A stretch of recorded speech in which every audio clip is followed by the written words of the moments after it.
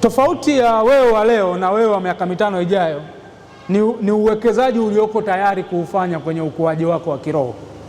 Yaani kesho itakuwa kama leo tu, 5 years to come itakuwa kama leo tu if you don't invest today kwenye growth yako. Kuna milango kwenye maisha, mnafahamu zile automatic doors, ukifika mlango ndio unafunguka.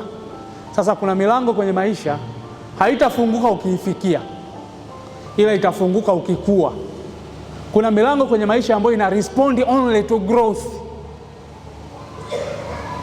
If you grow, then the door opens. If you grow, the door opens. Kwa mahali ambapo ukuaji wako umekupa kusimama, pataamua kwamba unaona mbali kiasi gani. Your viewpoint determines your point of view.